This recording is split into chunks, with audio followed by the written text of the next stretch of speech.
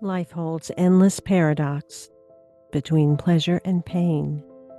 The compassion of the divine orchestrated the mise en scène to maximize the potential for my learning.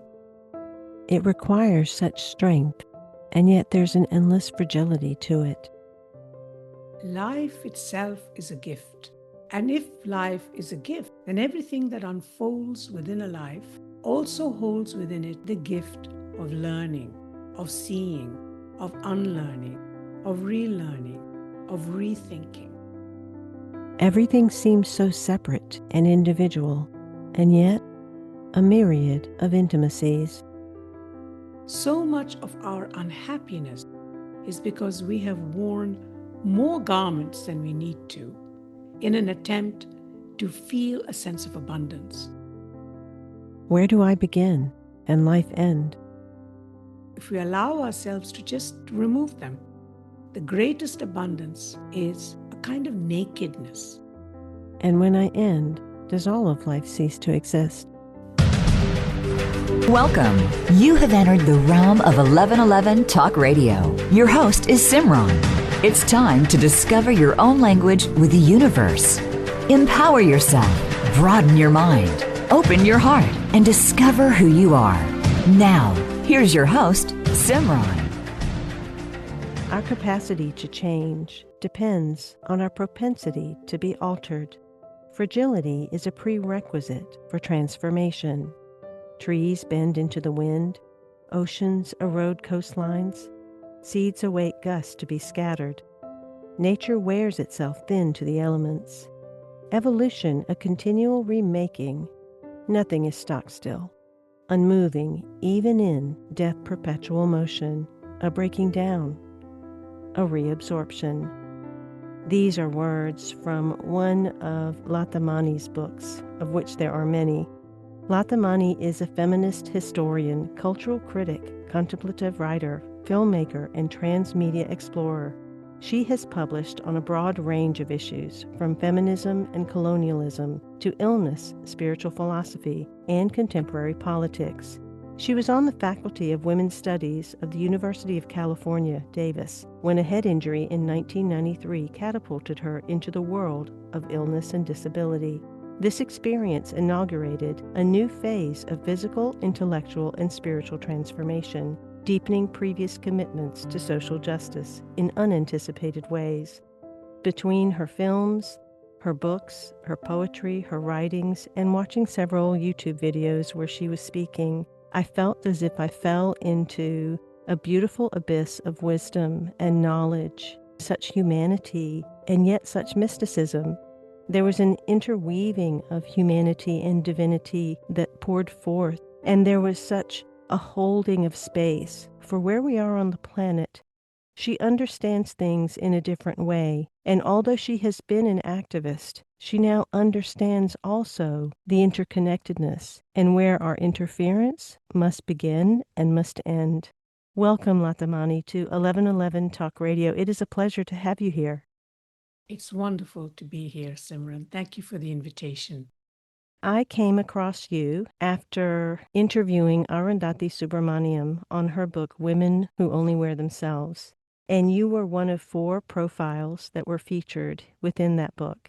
The profile struck me. Your words struck me. Your human experience, you must have had to go through to bring you to a place of being able to write some of the things that you've written or create some of the things that you have created. As Arundhati says, had to be one of the rudest and most catastrophic spiritual initiations. Could you talk about how some of these things really are humanity-wrenching experiences, but also illuminating spiritual initiations? What a beautiful question. I think it was indeed a rude awakening. I often say someone like me, very hard-headed, intellectual, political activist, would have literally had to be hit on the head for any kind of real transformation to be possible. I recall even today that moment when I realized that I was going to be hit. I was driving to work at UC Davis on an empty freeway, and suddenly I noticed the highway patrol cars in my rearview mirror, and intending to move out of their path, I inadvertently moved into the path of the man that they were chasing, and he was in a Pepsi Cola truck which he had stolen out of sheer desperation because of unemployment, poverty, and a sense that he had no future. And he was trying to kill himself, and I was the person in his path. I don't know what happened to him, but I do know what happened to me. I was flung into the air and fell against a chain link fence at the other end of the freeway and was quite literally startled to be alive. But I will say that there is great compassion in the universe. One of the things that happens when one is hit at such a velocity is that the brain slows down. It slows down so that you can see, as I did, every crack in the windshield appear seemingly in slow motion. Everything slowed down so that, to the extent possible, my body and my brain could integrate what was happening. On the one hand, it was quite literally an out-of-body experience. On the other, the compassion of the universe was present in appearing to slow things down so that I could cope with what was unfolding. And in that moment, I heard in my inner ear, although I wasn't even aware of such a thing as an inner ear at the time, that it was not time to go. There was much to be done.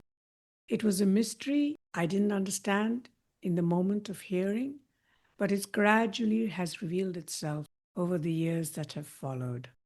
That was my initiation. I guess some of us are harder to reach, except through an eruptive process such as the one I encountered, experienced, and have still to learn from.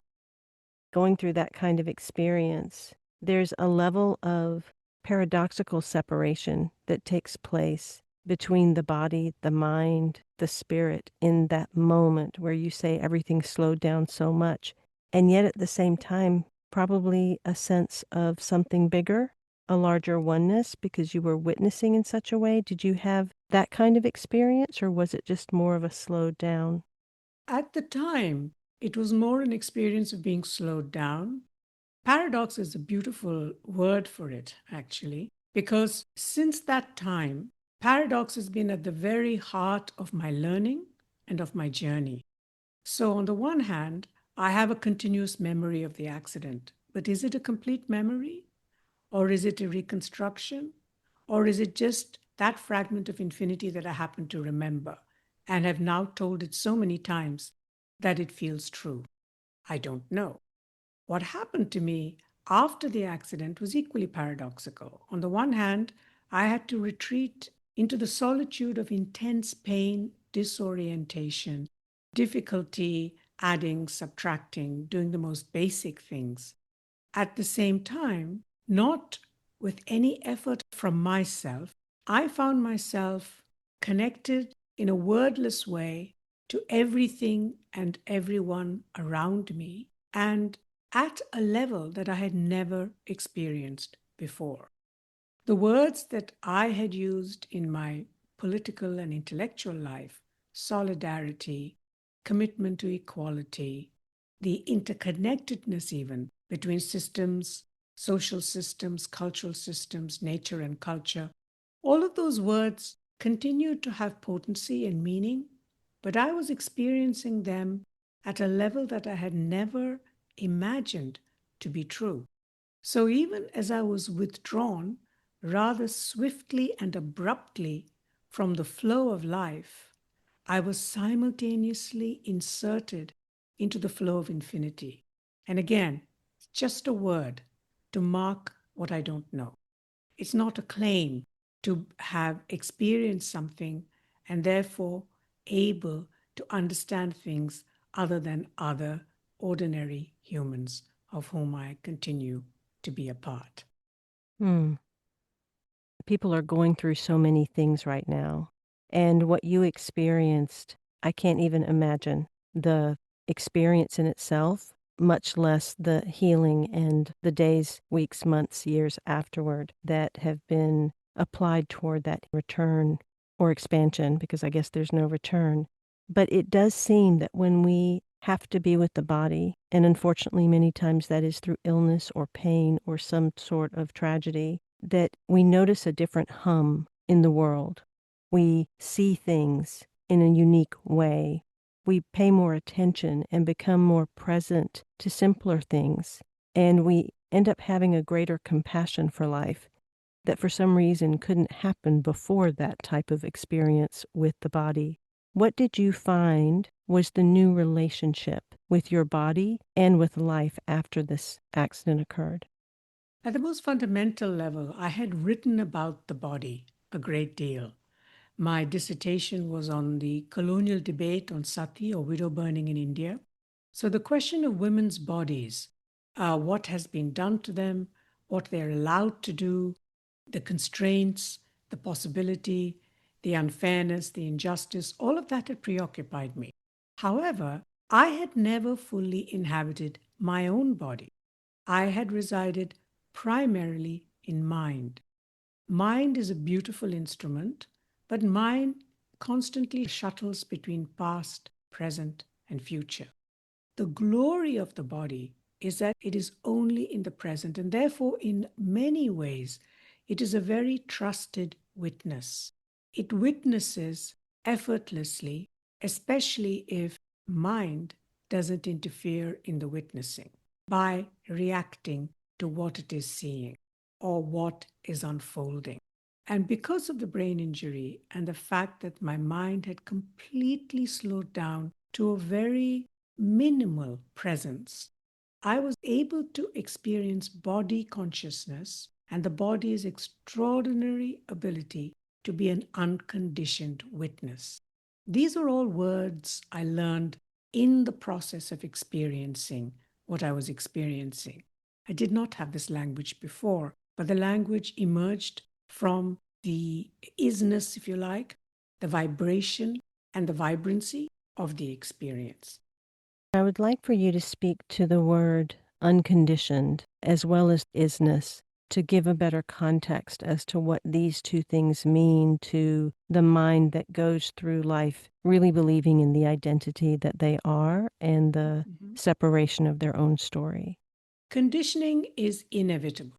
To be human is to be limited, to be specifiable as a consciousness or a subjectivity or a person who thinks in a certain way, who is located in space and time, in history and culture, etc.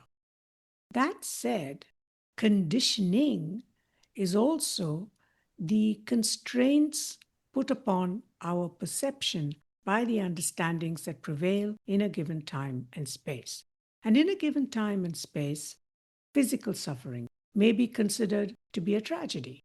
Loss of career may be considered to be a catastrophe.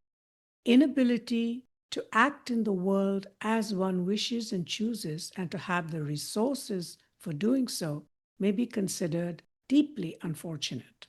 However, if one steps back and begins to grasp that life itself is a gift, and if life is a gift, then everything that unfolds within a life also holds within it the gift of learning, of seeing, of unlearning, of relearning, of rethinking.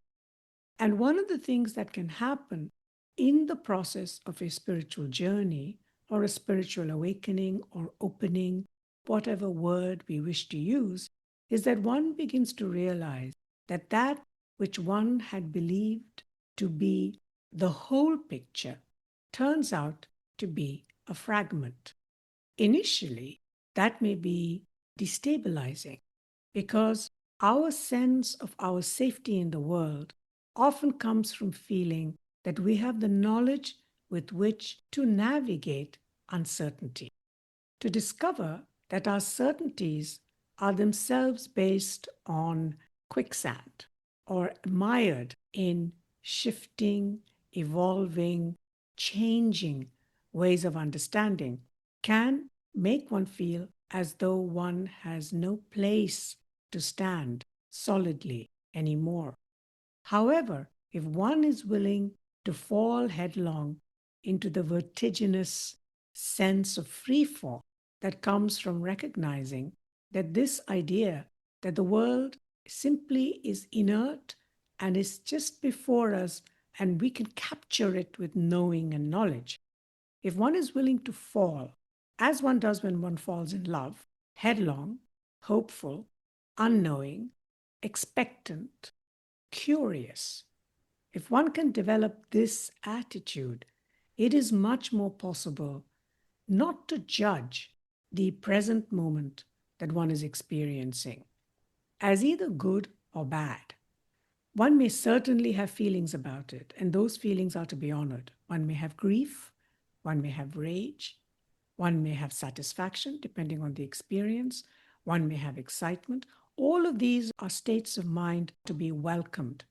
They are all our teachers, and they all reveal themselves if we do not intervene or interfere, that they are simply passing through our consciousness, that they are itinerant visitors. Grief will teach us what grief needs for us to learn in that moment and will be on its merry way. Because impermanence, constant evolution, and shifting, changing processes are what compose the universe and are what compose change as well as time. So it is in that sense that we strive to remain open and not intervene precipitously with a reaction, so that we can learn from what life, in all its complexity and difficulty, possibility and potentiality, can teach us. I appreciate that you talk about allowing the humanity, allowing the grief, the rage, or the fear, or the frustration, or any of the emotions. It seems to me that divinity's always there. What we don't allow or allow ends up being our humanity, which is why we've come. Your shifts, your awareness, would you call those transcendence? Would you call those surrender? Or was it the sacrifice of self to the experience to allow for something higher to come? I would describe it absolutely not as transcendence, but as a falling into immanence, a falling into isness. If one allows oneself to fall through and into the pain, into the core of it, what one discovers is that it's not solid. It's like a river. It is moving. When I tighten around the pain, it solidifies, it clings to me, it makes it more unbearable. What I learned in the process of recovering from the brain injury was what one might call a tantric approach, one that begins with the presumption and the truth that not only is all matter alive, but that the senses are a form of intelligence. So pain itself can become a teacher. Grief itself is a teacher. One doesn't hold on to it because it has taught one something, but one recognizes what it has come to teach. And what it has come to teach is a relaxed intimacy in our relationship to everything that surrounds us, an open curiosity to what life and phenomena and events and feelings and sensations can teach us, to begin to see the world in that sense as an invitational place. Our learning from the world is invitational. The world of spirit doesn't impose its teachings upon us. It invites us to consider it.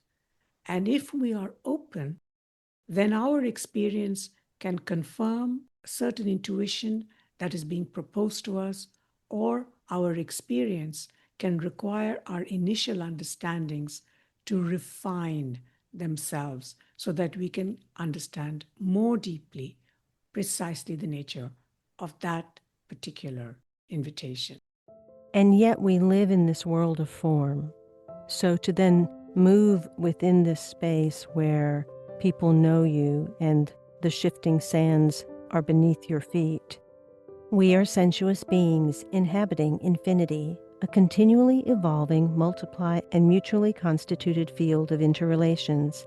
Our senses compose our material experience. We apprehend the world through them. We have at our disposal language that by its nature constrains our imagination, even as it unleashes it. Any analytic effort can only trace some aspects of the manifold cause and effect interrelations that bear on the issue at hand. The omnipresent researcher, with mastery over her object of study, makes way for the modest explorer who is conscious of the rich specificity and partiality of her understanding. This is from Lata Myriad Intimacies that was conceived as an offering. It comprises prose, poetry, and audiovisual explorations of the interrelatedness of lives, life forms, concepts, and frameworks. Lata has a number of works. Besides Myriad Intimacies, she has also produced The Integral Nature of Things, Critical Reflections on the Present, Interleaves, Ruminations on Illness and Spiritual Life, Sacred Secular, Contemplative Cultural Critique, and more. There are additionally children's books, The Bee Master and The Tamarind Tree, and she has created films, which we'll talk about in the next segment. Find out more going to latamani.com or thepoeticsofragility.com. Find her books, her films at her website, latamani.com. Join my Substack. My publication is Beyond the Illusion, and you can find it at iamsimran1111.substack.com. That link is in the bio description. You'll actually receive all of the 1111 magazine issues on audio as part of that, in addition to the weekly prompt, inquiry, contemplation, and meditation that I provide to all of the subscribers on the annual membership. That link is in the bio description. We'll be right back after these messages.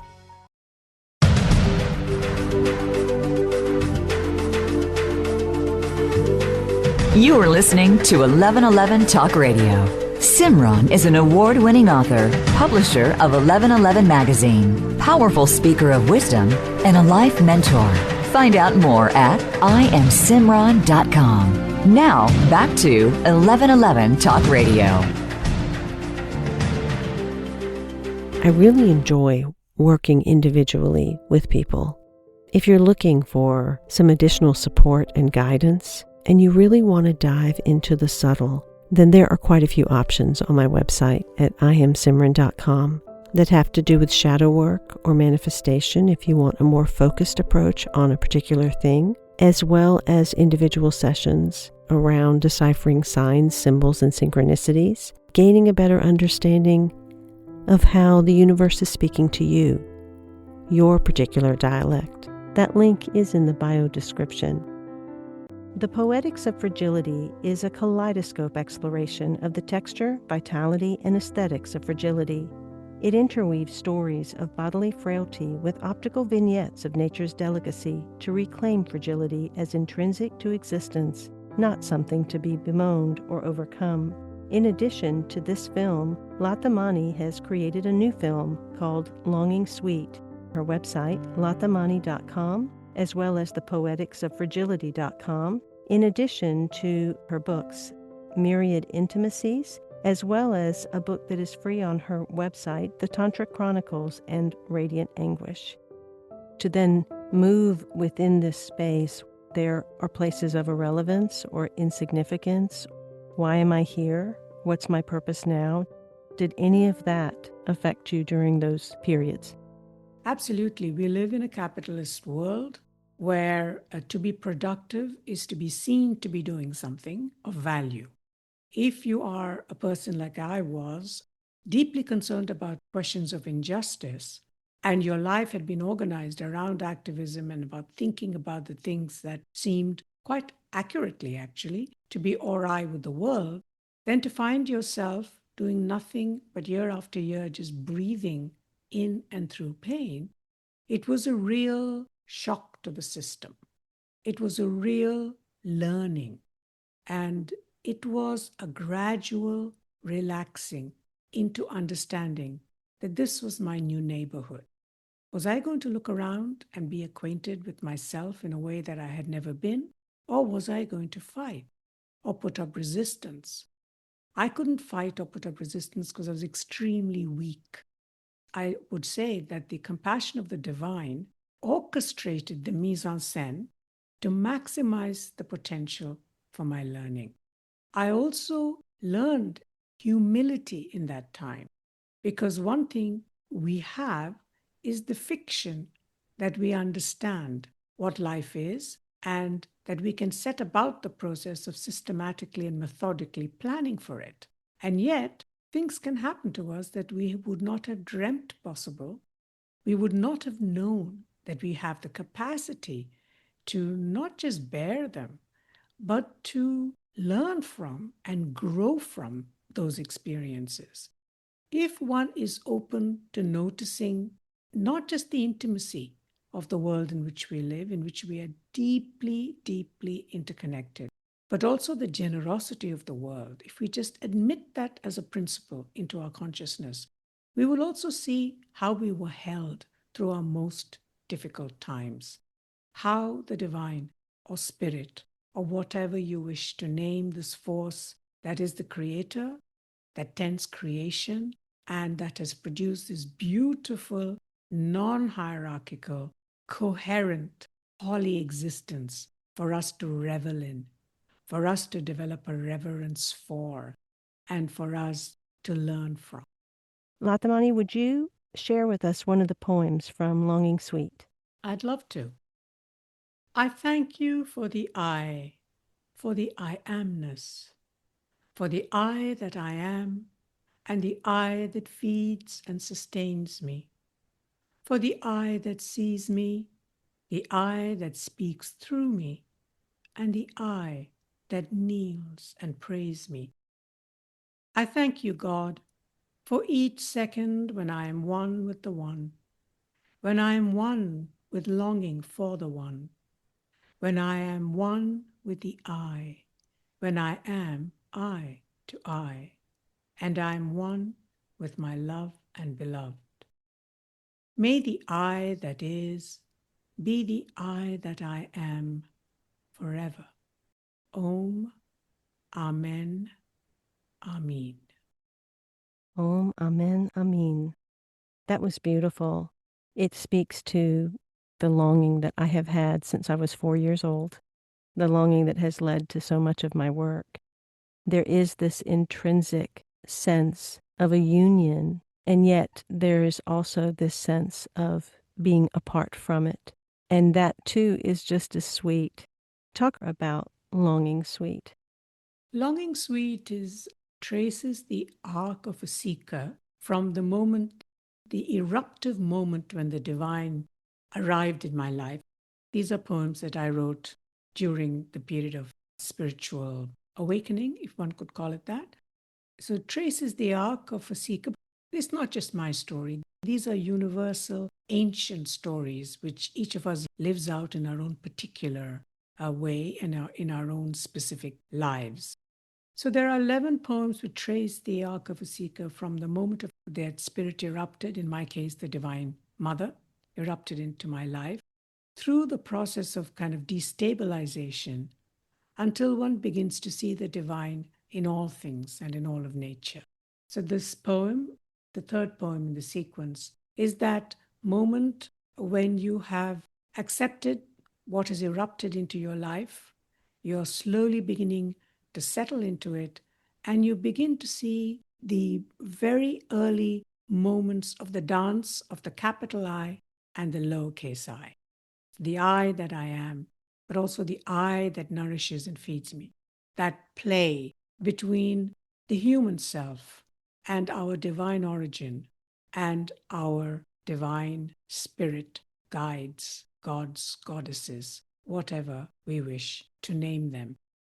Because the sense of separation is what we experience through the forgetting that happens in the birth canal when we are thrown into this world.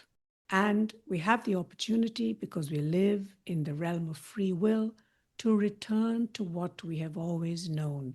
But it's a process of discovery that deeply respects us, each of us, where we are, as we are, our particularity, our specificity, our individuality is sacred to the universe. Even as we are learning how to see ourselves in all things, we are also being taught how to honor the particularity of our individual lives and journeys. So that is what the film is. The poems are read by a number of people in order to incorporate the fact that this is ultimately not an individual journey. It is nature expressing itself. Visual work and transmedia work is with the Argentine filmmaker Nicolas Grandi. We had to devise a form that was adequate to this kind of journey. And formal experimentation is something that we have been working with and on in all of our films. So this is the latest iteration, and in some ways, perhaps our most experimental work. And the Poetics of Fragility was a previous work. I love that word, fragility.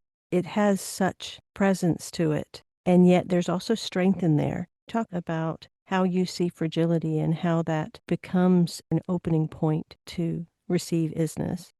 We would all agree that we live in relation to gravity. We would also have to accept that we live in interdependent impermanence. Not only are we interdependent, which means we are constantly modifying each other, but everything that we experience, we are living in continual evolution. This means that things are constantly moving and shifting. And yet, our notion of strength is that we should be at 70 the way we were at 50, otherwise there is grief.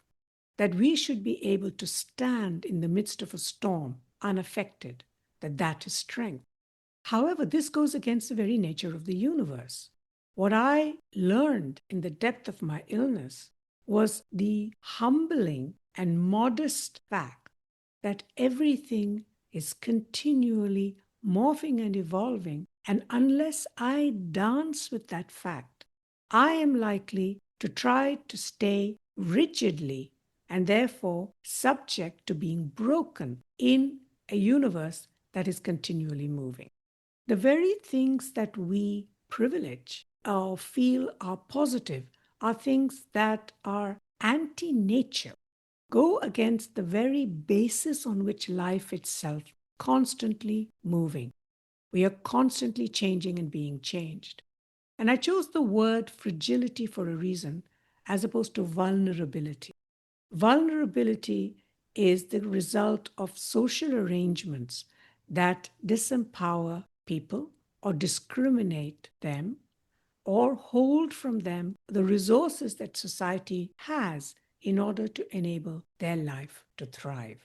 That is something that humans produce through their refusal to accept that we are all heirs and that we are all equal stewards of this planet. Fragility, on the other hand, is a characteristic of what it means to live in interdependent impermanence, where everything is continually modifying everything else and is in a dance and in conversation with everything else. And everything exists in two intersecting triangles: self-other connectivity, self-other divinity. So it seemed to me that fragility is actually a form of strength. But because we don't think of it that way, illness feels like a catastrophe, aging feels like a source of shame. Anything changing inspires fear, especially when it changes in a direction that one may prefer it didn't. You being a cultural critic, feminist historian, and activist, I've often wondered if much of the activism, the raging, or the actions outside to try to fix and change things is actually interference. Where is that fine line between this fragility that you speak of allowing things to be, allowing that divinity set of triangles to take over, versus what we as humans think is our purpose and what we must do? That's a very beautiful question. We have been given free will for a reason. It is so that we can use human life in order to discover how to make free will dance with divine will. If creation is non-hierarchical polyexistence, many forms of life none of which are imagined and created by the divine with hierarchy in mind. If this is the case, then when we take birth and we slowly discover our nature, because as you know, there are, at least within the Hindu-Buddhist tradition, 4 paths. The path of action, which is karma, karma yoga. The path of devotion, which is bhakti yoga. The path of knowledge, which is jnana yoga. And the path of feeling and sensation, which is tantra yoga. Now, these 4 paths, they're not either or. They're all in a loving, mutually supportive relationship with each other. And any of us, regardless of our inclination, is drawing on all 4 in the course of our work. There are those who have come specifically to heal a divided and broken world. And the work that they do has the potential to be sacred and liberatory. What can happen, which can throw the activist off their path, is that they feel so responsible for all of the problems in the world that their capacity to dance with what they're able to achieve and what they're not able to achieve because of the obdurate nature of some of our problems, social, political problems, of the greed that it manifests, and the power and control vested in the few. The grief that that produces can make the activist either surrender more deeply to the complexity and difficulty and the modesty of human existence, or it can make them very, very hard, grief-stricken, upset, and rageful. This is why working with the ego is so important, regardless of the work that we're given to do. We haven't come here to transcend or ignore the world as it is. We have come here to discover what is our part in honoring reverentially non-hierarchical polyexistence. For some, that might mean breathing, meditating, and even not being in any particular contact with the world because their work is energy work. For others, it might mean being in the trenches. But regardless of whether you are an ascetic, tucked away somewhere out of sight, or you are a very well-known activist, the confrontation with ego and the unconditioning of the ways in which we think about what it means to act in the world, those processes are similar because both are human dilemmas. They're just being confronted in 2 different locations. It's a very complex question, the one you asked. Intuitively, I've always felt one person can change the world. Every one person can change the world. And it is that going within that has to occur first to determine and discern where the actions, where the words, where the quote-unquote purpose is coming from, and whether it is the small I or the large I, whether it is the mask or the shadow. This beautiful book that you have as an ebook downloadable on your website, latamani.com, that was received and compiled with Ruth Frankenberg, titled The Tantra Chronicles, in the beginning chapter from Devi Amma. Tantra is in urgent need of being restored to human consciousness. When I speak of restoring Tantra to human consciousness, then I am speaking of restoring humans. Can you expound on that? Tantra is so misunderstood. This whole writing felt so pure to me, and it is the medicine that I feel like right now we need. There is a restoration that our humanity seems to need at this time because we're so outward, we're so mind-oriented and distracted. I think that Devi in that teaching was addressing a core issue that leads us to our alienated relationship to nature. The rest of nature is as the Creator intended. It is humans who have forgotten their place as one among a billion other species, microbes, and forms of existence in nature. We have forgotten our place in nature. So Tantra, in a sense, only needs to be restored to human consciousness. Tantra, that is to say, the integrity of matter, the fact that all matter is alive, the fact that all matter is created, the fact that all beings live in the glory of the Creator's extraordinary imagination and creation, and they live as equals. We, as the human species, have forgotten it. So it is we who need to be reminded of the truth of Tantra. It is we who need to be led by the hand to be able to recognize the facts that already prevail.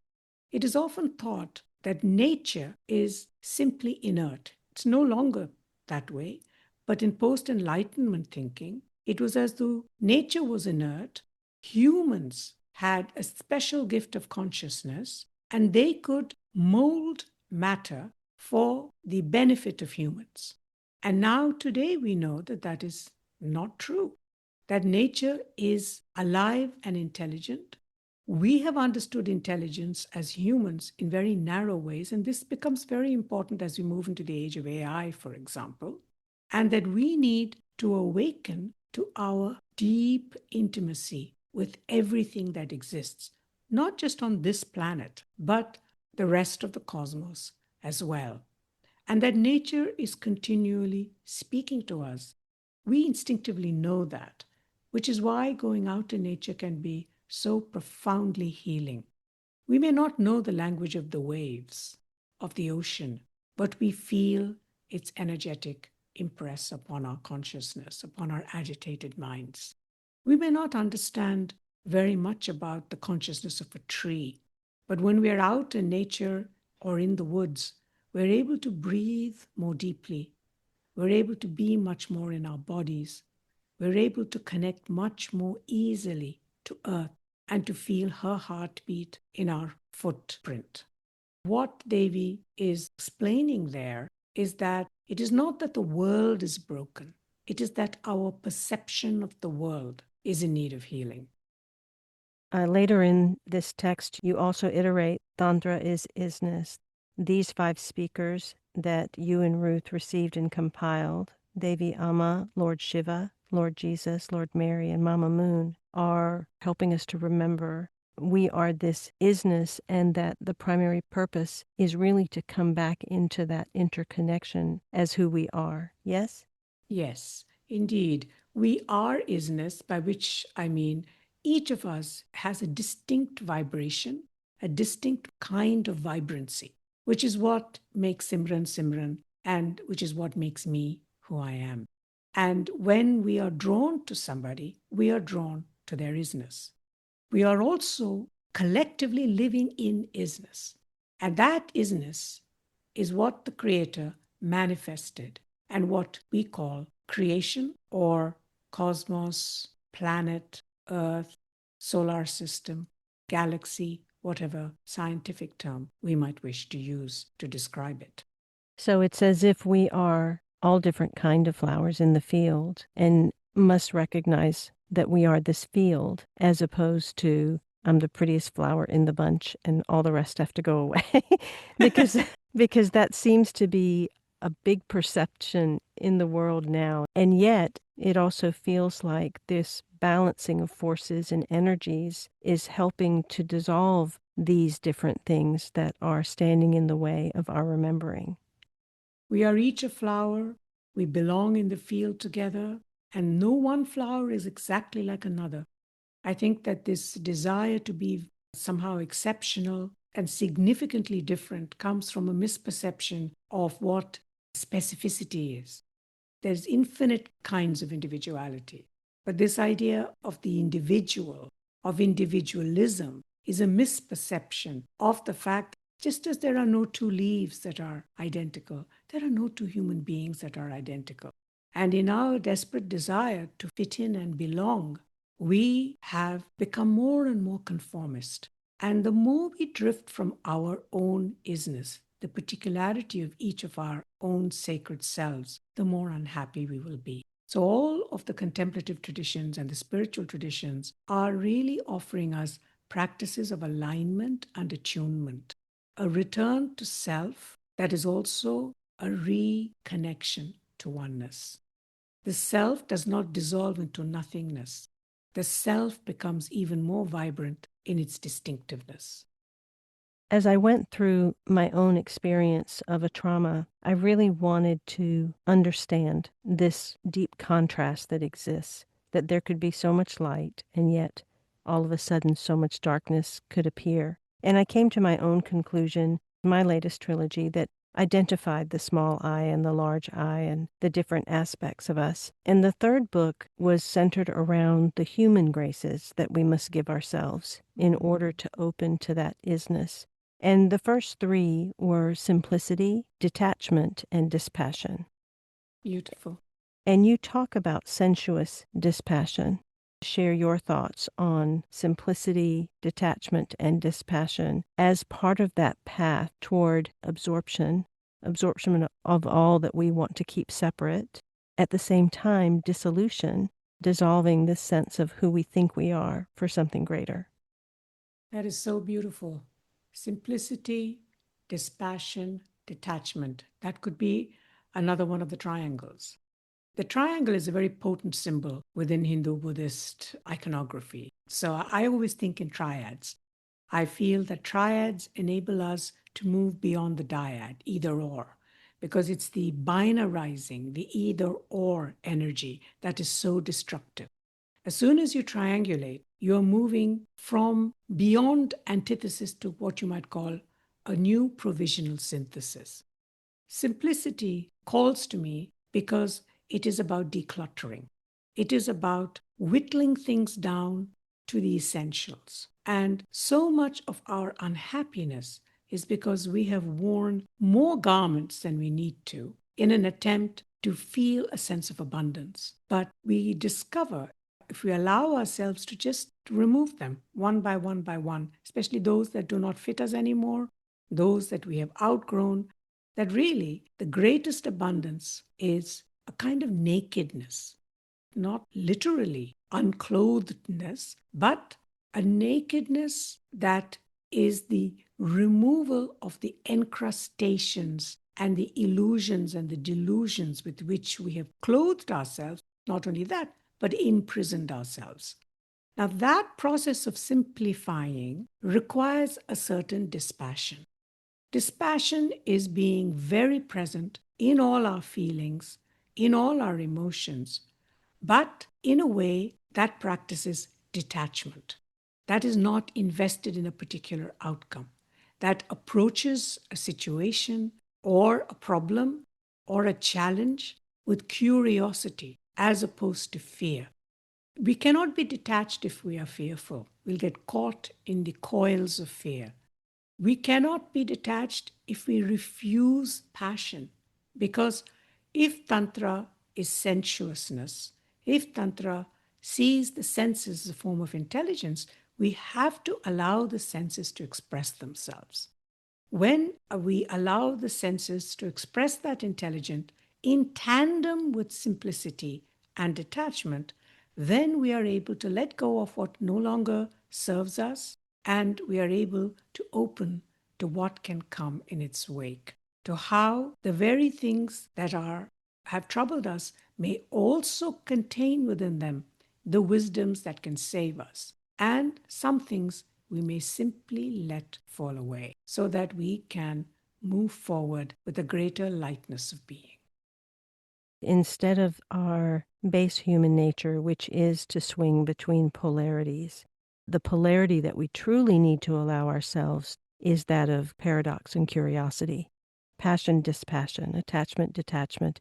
We really have come here to know the humanity of all of that, but then to swing away from it and be the witness of it and allow that to be fully experienced and absorbed is that open doorway toward the essence of divinity. Absolutely. It's about divinizing the human, and it's also about humanizing the divine, which is not to say that the divine is human, but there are so many censorious ideas about what divinity is. There are so many ways in which it seems as though God exists to punish. We attribute to God a power that God does not have. At the same time, all of us, even the secular among us, will say, if there is a God, why is there suffering? Which implies that even to the secularist, God is someone with whom goodness is associated. So, on the one hand, in experiencing God as intimate, we humanize to a degree what God is. And in allowing ourselves to be divinized, we recognize that we are those birthed by God. That one deserved a pause. In reading through Myriad Intimacies, you start off talking about the pandemic and the virus. This short sentence, "The virus is not the enemy. It is the fruit of our insistent journeying into the wild weather in the laboratory or beyond without care for the consequences of our actions." We could really look at anything in that way that is taking place in the world today. These things are not necessarily the enemy, but the invitation. Can you share how to develop that level of intimacy, particularly with the hard things that are showing up outside? I think a very simple prayer, beloved dash. Could be virus, could be something else, maybe earthquake. I'm open to receiving what I might learn from this occurrence. I'm open to unlearning what I must in order to hear and heed this particular call. And if we can pair it up with another prayer that was given to me, because it seems frightening to pray in that way, it could be to some. If you could pair it with another prayer that was given to me about 15 years ago, but which I feel has assumed a certain resonance in the presence. And that prayer is, we are here, we are strong, we belong to existence, to all of creation. May we know this in our hearts and be free. We are here, we are strong, we belong to existence, to all of creation. May we know this in our hearts and be free. I feel between the two, where you open yourself to everything as a potential teaching or a potential teacher, and about what would depend on whatever it is that we are bowing before in the hopes of understanding and growing and evolving. With the warmth of the second prayer, where belonging doesn't have anything to do with the world of humans and how we see people, events, and relationships, but that you always already belong in creation. And if we could know that in our hearts, we could be free to explore, investigate. We could have fearless curiosity and cognitive freefall, making way for new understanding and greater joy.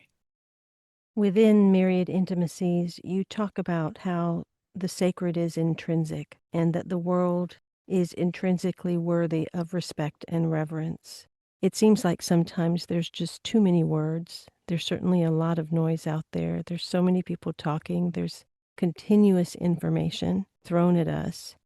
The value of silence appears to sometimes be lost. The value of timeless presence sometimes feels as if it's disappearing amidst that cacophony of noise. How have you seen language to be both the thing that limits as well as the thing that expands where we go? You are such a virtuoso of language and word and sentiment.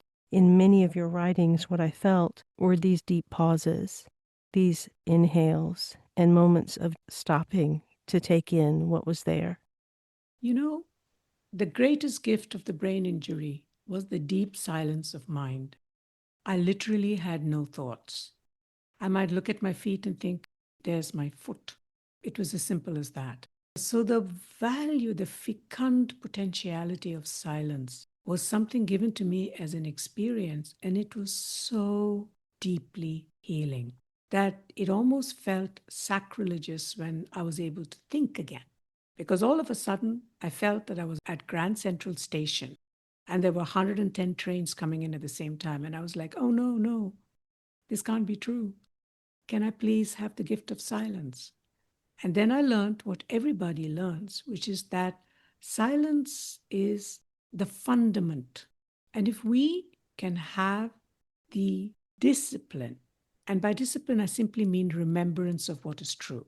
If we can have the discipline to allow words to come to the surface of consciousness when they must, and not to speak when there's no need, we can also speak in silence, speak with silence, speak of silence, and speak to silence, with or without words. A praise song is not a privileging, but a reclamation, a reckoning, a cri de coeur, a primal scream, an observing, an honoring, the hues, the tones, the bhava, the melody, the rasa, the aria, the plainchant, the ragas of states of mind. Such particulars compose the music of experience. To reject, pay no heed to them, would neglect, deflect our humanness. To open, on the other hand, to the gifts that our own undoings bring, is to stay the course with grace and grit, to activate the alchemist. Explore the vast library of creation that Lata has on her website, latamani.com. You can find that in the bio description below. Check out both of her films, The Poetics of Fragility at thepoeticsoffragility.com, as well as the new film, Longing Sweet, and most definitely download the Tantra Chronicles, which are on her website. And if you want to be stilled into silence, then get your copy of Myriad Intimacies. Thank you, Lata, for being on 1111 Talk Radio, for bringing your beautiful presence and the richness of your words that have not only entered our ears and our minds, but have deeply embedded themselves inside of ourselves and our bodies. Thank you for your work. Thank you so much for spending time. If you're looking for some additional support and guidance, and you really want to dive into the subtle, then there are quite a few options on my website at IamSimran.com that have to do with shadow work or manifestation if you want a more focused approach on a particular thing, as well as individual sessions around deciphering signs, symbols, and synchronicities, gaining a better understanding of how the universe is speaking to you, your particular dialect. That link is in the bio description. Until next week, I am Simran, in love, of love, with love, and as love. Be well.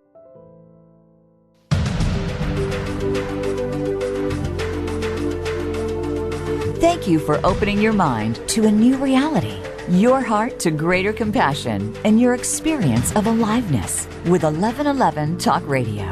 Join host Simran next Tuesday at 8 a.m. Pacific, 11 a.m. Eastern Time to step through the gateway of conscious living. You are not on the journey. You are the journey.